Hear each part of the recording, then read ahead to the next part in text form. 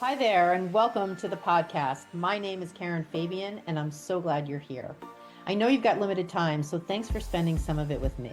Whether you're a brand new yoga teacher, currently in training, or you've been teaching for years, this podcast is for you. My goal is to help you feel like teaching can be easy, fun, and a natural extension of who you are, rather than something you have to do the right way, whatever that is, or something that feels like you have to work hard at it all the time. This isn't a podcast where I'll be telling you what to do or critiquing your teaching.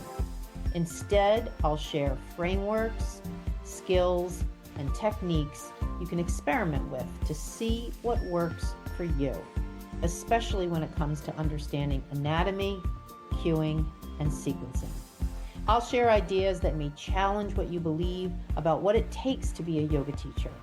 All I ask is that you keep an open mind, because some of what I share may sound different from what you've heard.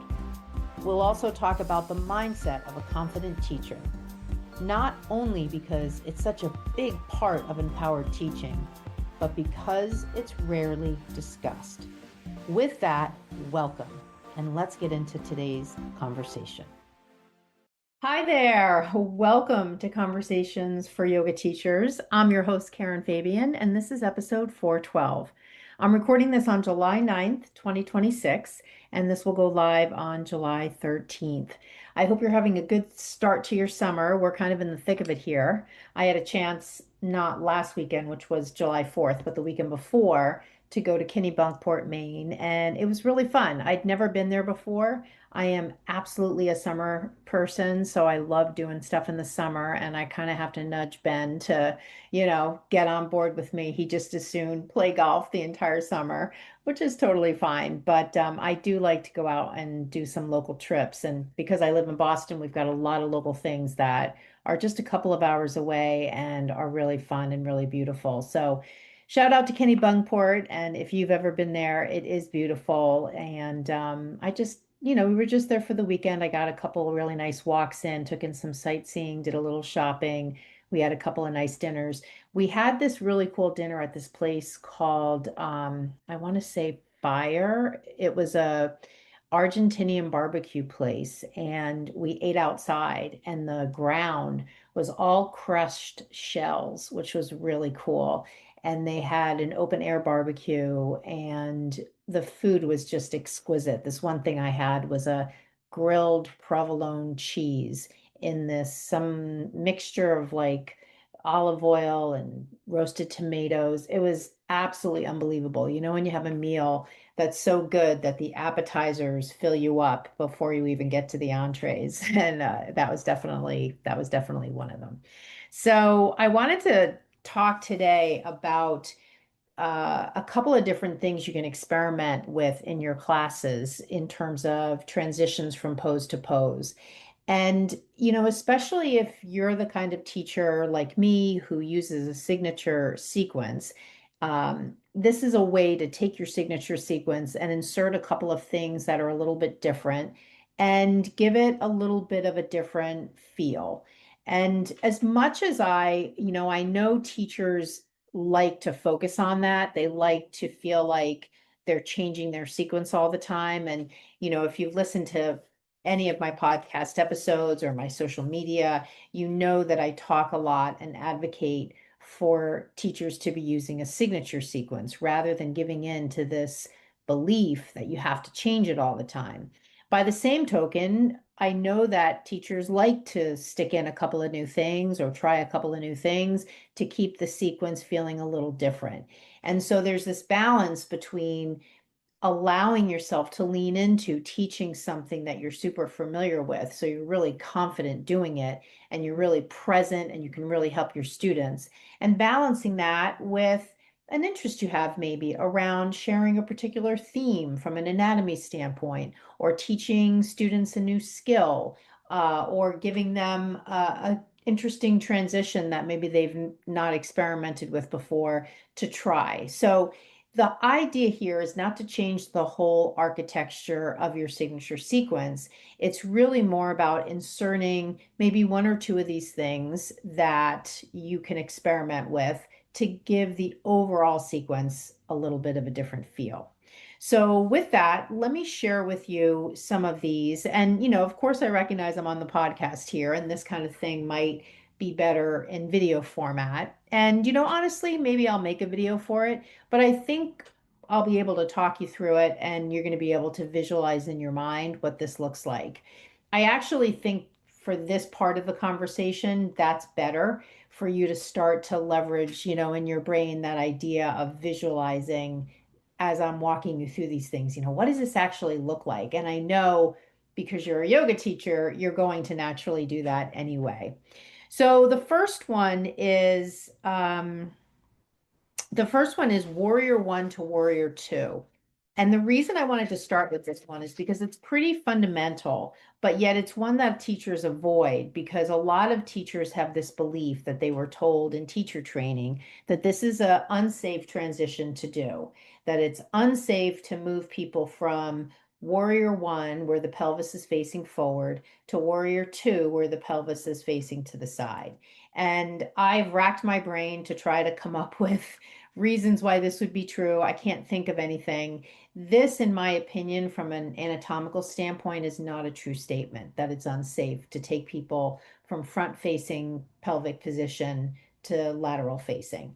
The opportunity to do that actually happens in our life. We're oftentimes doing different things where we're moving forward in the sagittal plane and then we turn to the left or turn to the right. And so it just doesn't bear itself out in terms of functional movement. Now, you can sort of make the case that Warrior One and Warrior Two are fixed positions, meaning that the feet are flat on the ground. And you could sort of make the case that because of that, as you turn the hips, if there's something going on at the hip joint, maybe that, I don't know, maybe that does something that's potentially problematic, but none of these things are things you're going to know. You don't have a window into your students' bodies. And the risk is so low. This is no impact. So, the staying away from this particular transition out of a fear that people are going to get hurt, I really think is unfounded uh, belief. So, what you can do and what you want to do to kind of keep in mind the anatomy of what you're asking people to do in this shift is make sure when they're in Warrior One, obviously their feet are flat, their hips are facing forward, and their pelvis is level. And you'll know their pelvis is level because their belly button will be facing straight ahead. A lot of people, including me, have an anterior pelvic tilt, which means the top edge of the pelvis faces down or it's tipping forward as if the bowl shape of the pelvis were dumping the water forward. But in that position, the other hallmark is that the belly button is pointing down.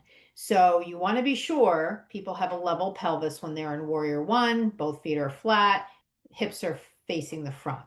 Now, what will happen as you take them from Warrior One to Warrior Two and they start to shift their pelvis to the side is oftentimes the front knee will travel to the side with them.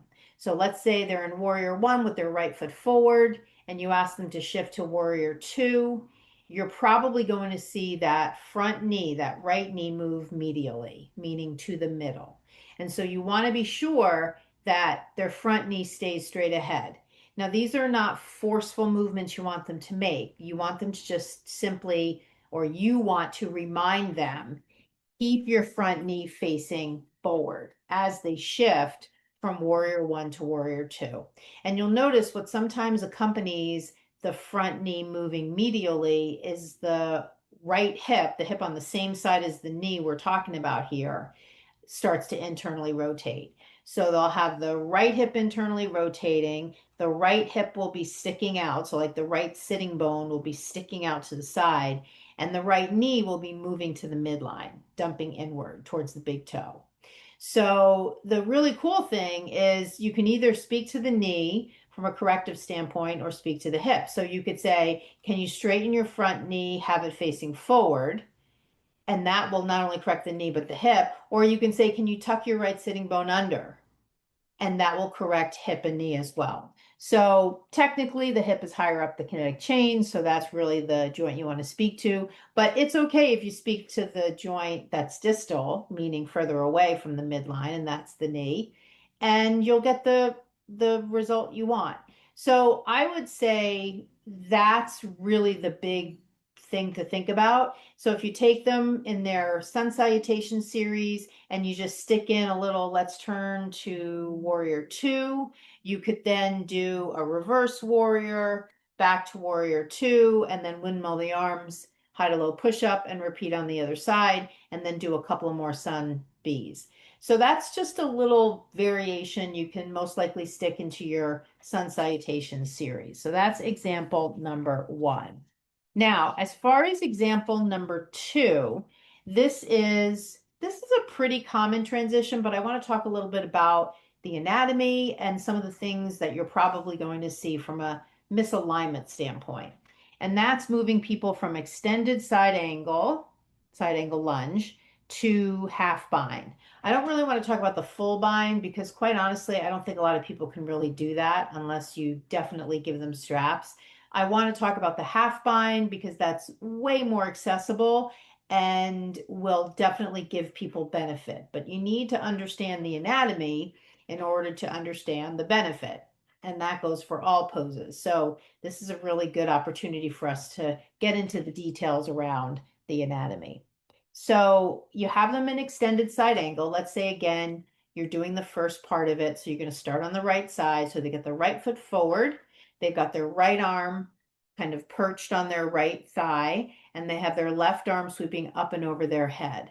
So now as they move into the half bind, they have to take that left arm behind their back. And generally what you'll see here is you'll see that left shoulder start to internally rotate. The reason for that is most often that the internal rotators like the subscapularis and even the pecs to a certain extent are overactive. And so they're pulling the head of the humerus forward and down. And when they do that, hang on one second, I'm just having this really weird thing happen with my computer. Sorry. When they do that, the head of the humerus, meaning rolling forward and down, that is internal rotation.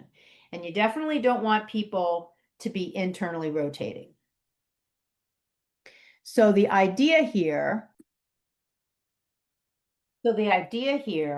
as you have them take their left arm behind the back is to watch that upper shoulder. To watch that upper shoulder and make sure that it's not internally rotating.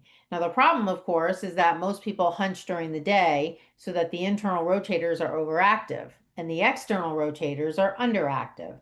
The the infraspinatus and the teres minor. So you're going to need to cue people, roll that upper shoulder back, open that upper shoulder, roll that upper shoulder up and back. Some variation of that to get them into external rotation. And that's quite frankly why I don't think it's really worth it to teach the full bind unless you have a strap, because they're already going the wrong way in the half bind. So you don't want to exacerbate the wrong direction for the shoulder by having them full bind, even if they have a strap, unless you're really watching them. And you can encourage them as they take the strap and take the double bind with the strap, keep rolling the upper shoulder up and back. Another thing to watch for is where is their gaze? Because when they internally rotate that upper shoulder, that is accompanied by looking at the floor. So watch where their gaze point is and encourage them. Roll the upper shoulder up and back, take the gaze to the side wall, maybe take the gaze to the ceiling. And that will facilitate the gaze, the direction of the gaze will facilitate the external rotation of the shoulder.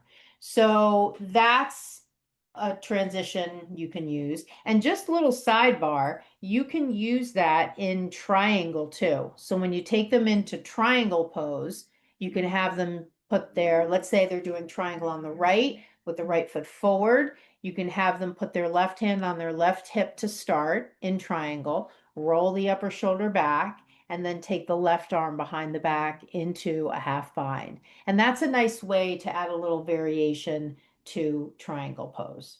So that's example number 2. So now you already have 2 things where you could take your signature sequence, you could insert these 2 things, the first one in your sun salutation part and this second one in your side angle part, and you'd have a totally new flavor overall in your sequence because of these 2 things you're adding.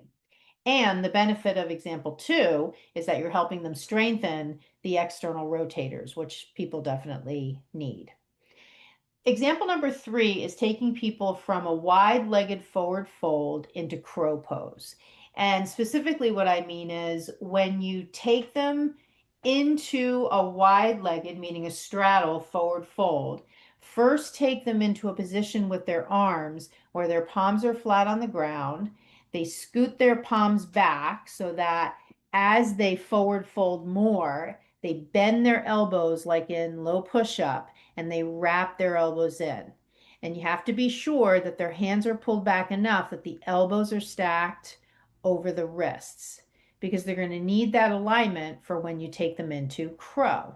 So now once they're in that Prasarita Padottanasana, that straddle forward fold, they got the palms flat on the floor, they have the hands scooted back a little bit, elbows wrapped in, elbows over wrists. Now you can have them start to take the right knee onto that little shelf of the right tricep, and then same with the left, and then move them into crow. Lift the chin a little bit, heart forward, round the upper back. So that's going to protract the scapula. And now they're in crow. So this is another variation for getting people into crow. Sort of the typical way is maybe they're in a standing forward fold and then you have them come into a deep squat. You can take them into crow that way. This is another way that helps them see, oh, when I do straddle forward fold with the arm set up like chaturanga, those are the same arms, same arm position that I'm using in crow. Okay, I get it now. And this is how you can help your students start to connect the dots from pose to pose. And you can even use that as a theme in your classes where you're starting to show people early on in the practice when they do chaturanga, hey, these are the same arm positions we're going to be using in crow, or this is the same arm position we're going to use in straddle forward fold. So it's all about you helping them connect the dots from pose to pose, as there are similarities between the postures. So that's example number 3. Example number 4 is side angle to half moon. So I want you to envision this. Let's say you have people in Warrior 2 and they have their right foot forward. And then from Warrior 2, you take them to side angle. So they bring their right arm down to the right thigh. They take the left arm up and over the head. So that's extended side angle. Or you could just even have them stay in just regular side angle. So Warrior 2, bring the right arm down to the right thigh. Bring the left hand to the left hip. So I want you to imagine that. They're in Warrior 2. They bring the right arm down to the right thigh. They bring the left hand to the left hip. Now you have them look down at the ground at their front big toe. Reach for a block with your right hand. Put the block out ahead of your right pinky toe. Start to lean into that block and straighten the right leg and lift the left leg and kick it straight back. And now they're in half moon. And then have them take their left arm up to the sky. So it's something you can build. I want you to think of it like you're building it brick by brick. So they're in side angle lunge with the left hand on the hip. Then step 2 is you have them reach for the block with the right hand. Then step 3 is they lean into that right-handed block. They straighten the left leg, that's the right leg, that's step 4. Kick back through the left leg, step 5. That's the externally rotated hip. And then take the left arm up, step 6 or 7. I lost count. But I want you to see how you can chunk it out. Now, the other thing you can do is you can insert that in the sequence in a dynamic way. So once you teach it the way I just shared, then you can have them do a little vinyasa get them into down dog, have them lift the right leg, step the right foot forward into warrior two, hold. Bring the right arm down to the right thigh, bring the left hand to the hip, reach the right arm out, grab a block, come into half moon, open wide, hold, two, three, and then you could have them go back to warrior two and windmill the arms and take them through high to low push-up. And that completes one side. So you could teach this in a more static way first, and then insert it in the sequence in a more dynamic way. And that just ups the challenge, which is a great way to kind of add, again, a little bit of variation to your signature sequence. So example 5 is taking people from airplane into dancer. And I wouldn't do more than this because doing a lot on one leg can get a little taxing for people. But when you have them in airplane pose, let's say they're standing on their right leg, they've kicked their left leg back, they're taking their arms straight back, so they're lifting through the heart center. Ask them to squeeze the shoulder blades together. That'll get that adduction of the scapula happening. And this pose, notice, has external rotation of both shoulders, so that's good. So now they have that left leg back. They're using their right leg for support. And now if you want to take them into dancer's pose, you can have them reach back. In this case, if they're standing on their right leg, reach back with their left hand, grab the inner edge of the left foot, and start to reach the right arm forward coming into dancers. So can you see that? So you're connecting from right leg down, left leg back, airplane pose. And then the right arm swings out to the front, the left arm swings back, the left foot, inner edge to left hand, and then they're in dancers. So that's something interesting you can try. I would say, obviously, this is beneficial because it's a balancing pose. It's also a great way to lengthen the hip flexor complex of the leg that is bent, that's in the air, because obviously they're taking that leg and they're kicking it back. So they're going to strengthen glute max and they're going to lengthen psoas and rectus femoris. So you can try that one. So that's example 5. So I have one more. I mean, there's lots more, but for today's episode, I got one more. And that is a reclined hand to knee a reclined hand to big toe to supine twist. And I really like this one. So at the end of your sequence, before you take them into Shavasana, have them lay on their back and kick the right leg to the sky. Reach up with the right hand and grab the ankle of the right foot while pressing the left leg straight ahead. And then have them reach up. They could use a strap. Otherwise, they can bend the right knee a little bit and go ahead and grab the right big toe. So with your peace fingers, grab the right big toe. Now, it's really important that that outstretched left leg is really pressing down into the ground. The left foot is flexed and facing the wall in front of them. That leg and that whole left side is your anchor. And what you're going to have them do is go ahead and extend that right leg or kick that right leg out to the side. So imagine you could do this standing, but doing it in a reclined way is more restorative. So now they've grabbed the big toe on the right. They're kicking their right leg out to the side, keeping scapula on the ground, keeping left leg pressing straight ahead. Hold it there. And then take the leg up to the sky, bend the knee into the chest, take the right knee across the body into a spinal twist, and then repeat on the other side. So this just adds a little variety to that final cool down section. But I think it also, because it is a different way to go into this part of the sequence, typically this is done standing, it's done as a balancing thing, but now you're doing it when they're reclined. So they're going to be able to get into it a little bit more. And so this is a nice way to add a little bit of flexibility challenge to the sequence, but still very low effort here. This is just more of like a mindful experience of moving from hand to big toe to spinal twist. Now, So now we've gone through these 6 examples, and notice, nothing requires completely changing your sequence. You could pick maybe 2 of these things. You could definitely stick the last one at the end of the sequence and then maybe pick 1 or 2 from the list I just gave you, but stick with the signature sequence that you have. And if you haven't ever gotten my training video on how to create a signature sequence, I'll include the link in the show notes. But I hope this gives you some, just some new ideas that you can use in your classes, different things that you can play around with and see as you're watching your students. How do they look?